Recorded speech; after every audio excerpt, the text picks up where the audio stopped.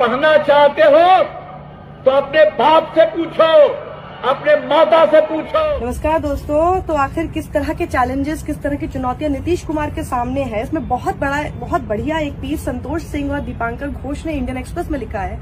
आप पढ़ नहीं पाए हैं तो जरा मैं आपको उसका पूरा सार बता देती हूँ, इससे आपको सब समझ में आ जाएगा बिहार में इस वक्त चल क्या रहा है और किसके प्रोस्पेक्ट्स कैसे हैं और चैलेंजेस क्या क्या है। देखिए, नीतीश कुमार के लिए जैसे एक शख्स है जो कि नरेंद्र पाठक, खैरी गांव में उनका इंटरव्यू किया गया और वो कहते हैं कि देखिए 3 चीजें नीतीश कुमार ने हमको दी है, सड़क, बिजली, पानी। अब वो ये कह रहे हैं कि अब उन्हें एक और टर्म चाहिए जिसमें 5 साल और चाहिए उनको, और वो कह रहे हैं कि हर खेत तक हम लोग पानी पहुंचा देंगे। वो कह रहे हैं कि अब क्या इनको 50 साल और देंगे क्या हम, कि वो नौकरी पैदा कर सके हमारे लिए। तो इस तरह की एक फीडबैक है। जबकि आपको बता दूं कि अभी तक का जो 15 साल का एक फैक्ट्स और फिगर्स कहते हैं, नीतीश कुमार का शासन अच्छा रहा है, क्योंकि हम उसको कंपेयर करेंगे पहले से। तो जब हम उसको पहले से कंपेयर करते हैं तो उनका बिहार अच्छे से स्टेडिली ग्रो किया है, अबव एवरेज ग्रोथ रेट रही है, लोगों की खर्चा करने की क्षमता और ज्यादा बढ़ी।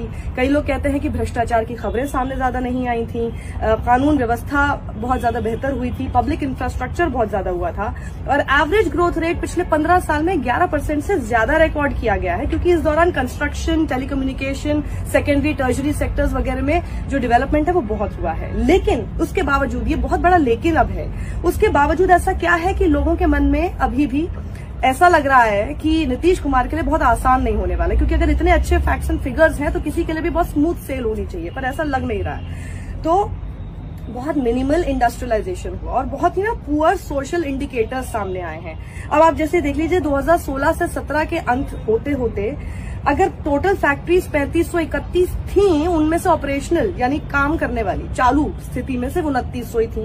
यानी इसका मतलब ये हुआ कि हर फैक्ट्री में ऑन एन एवरेज सिर्फ 40 लोगों को ही काम मिल पाया। तो एक तो काम नहीं मिल पाया, और ऊपर से ये जो साल गया है 2020, और उसमें ये हुआ है कि बहुत ही major mismanagement of migrant crisis जो हुआ है, यानी ये जो मजदूर गए, सड़कों पे दिखाई दिए, वापस गए, उन लोगों के अंदर ये रोष है। उनको लगता है कि हमारे मुख्यमंत्री ने हमें डिसोन कर दिया। जैसे आपने ये देखा कि योगी आदित्यनाथ तक ने अपने उत्तर प्रदेश के जो मजदूर, स्टूडेंट्स जो भी थे, उन लोगों को भेजने के लिए बसेस प्रोवाइड की, कोटा तक उन्होंने बस भेज दी थी।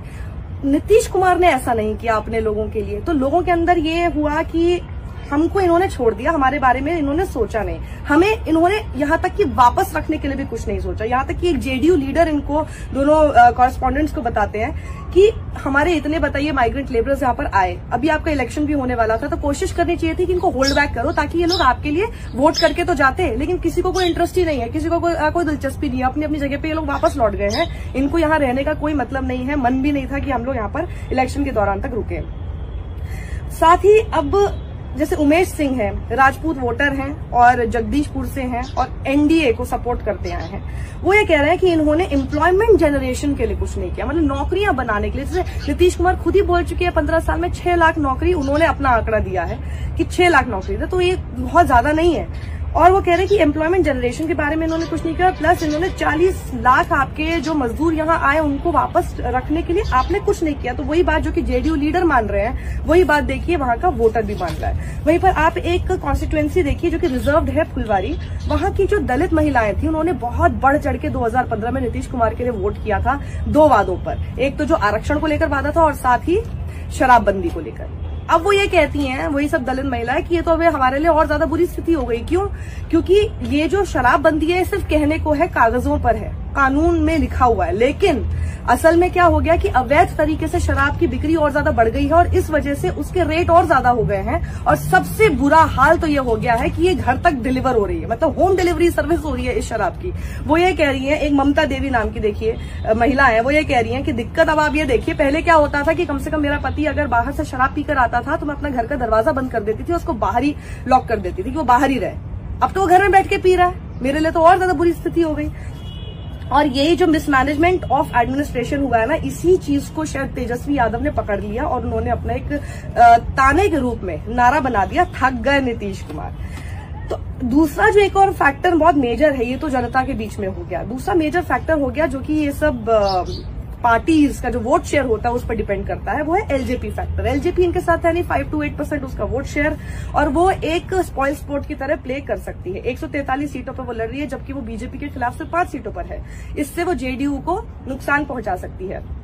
अशरफ अंसारी हैं जो कि एलजेपी के प्रवक्ता हैं, वो ये कहते हैं कि हम कम से कम 20 से 25 ऐसी सीटें हैं जहां पर हम जेडीयू को बहुत बड़ा डेंट मार सकते हैं, क्योंकि यहां पर मार्जिन हमारा 5000 से कम का होगा, और यहां पर है जहां पर एलजेपी फैक्टर बहुत मेजर प्ले में आएगा और वो डिसाइडिंग फैक्टर बनेगा।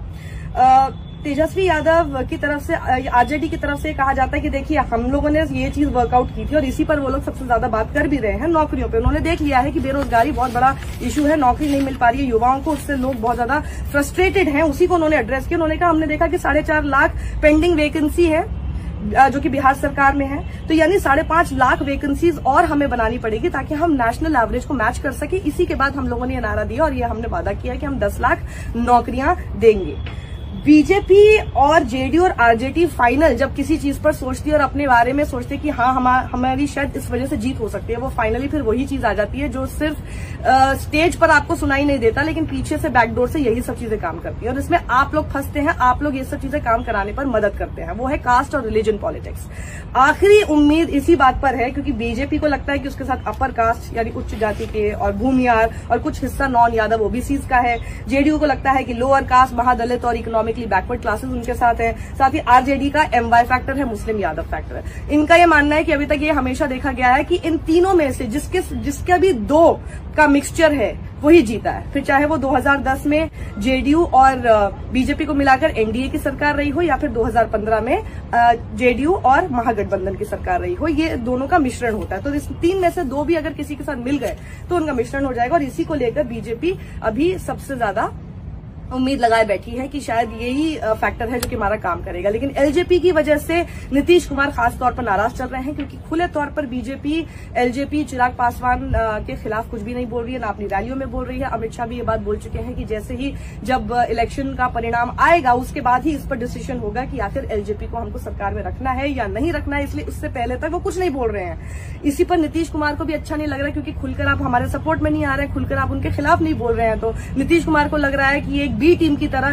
चिराग पासवान काम कर रहे हैं बीजेपी की और ये बीजेपी की तरफ से ही प्लांट किए गए हैं उनका वोट शेयर काटने के लिए। तो ये बहुत सारी चीजें हैं जो आपस में डिस्ट्रस्ट, आपने देखा होगा कुछ महीने पहले तक, अराउंड 4-5 महीने पहले तक विपक्षी पार्टियों में आपस में डिस्ट्रस्ट दिखाई दे रहा था। लेकिन यहां पर क्या हुआ है, जैसी एलजेपी हट गई है, जो रूलिंग कोलिशन है उसमें जैसे डिस्ट्रस्ट दिखाई देने लग गया है, वहां पर विपक्षी पार्टियों के अंदर कॉन्फिडेंस और ज्यादा बढ़ गया और इन सब चीजों से तेजस्वी को भी बल मिलेगा। साथ ही तेजस्वी की जितनी भी रैलीज है उसमें जितनी भीड़ आपको दिखाई दे रही है वो उनके पक्ष में काम कर रहा है। नीतीश कुमार के लिए बहुत ज्यादा जरूरी होगा ये इलेक्शन, क्योंकि अगर अभी नीतीश कुमार ये नहीं जीत पाते हैं तो फिर नीतीश कुमार का करियर इसमें खत्म है। आप सोचिए कहाँ एक तरफ वो मोदी के खिलाफ एक प्राइम मिनिस्टरियल कैंडिडेट के दावेदार हुआ करते थे और आज वो बड़ा सा पोस्टर पीछे मोदी का लगता है और सामने छोटे से नीतीश कुमार हमें दिखाई देते हैं अपनी रैलियों में बोलते हुए। आखिरकार नीतीश कुमार को इस बात का कॉन्फिडेंस है 3 चीजों पर। उनको ये लगता है कि शायद 2005 से पहले वाला जो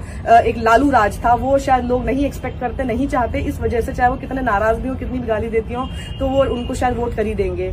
दूसरी चीज ये है कि एक अच्छा ऑप्शन, विकल्प ना होना, ऐसा नीतीश को लगता है कि शायद उनका कोई विकल्प नहीं है दूसरे विपक्षी दलों में, इस वजह से शायद वो तेजस्वी को विकल्प नहीं मान रहे हैं। जबकि तेजस्वी की रैलीज में हमें भीड़ बहुत दिखाई दे रही है, जन सैलाब सा दिखाई दे रहा है, तो उनको लगता है शायद ये एक चीज उनके फेवर में काम करेगी। और तीसरी चीज उनको लगता है कि तेजस्वी का जो एकेडमिक बैकग्राउंड है वो उनके पक्ष में नहीं जाएगा। तो अब देखना होगा।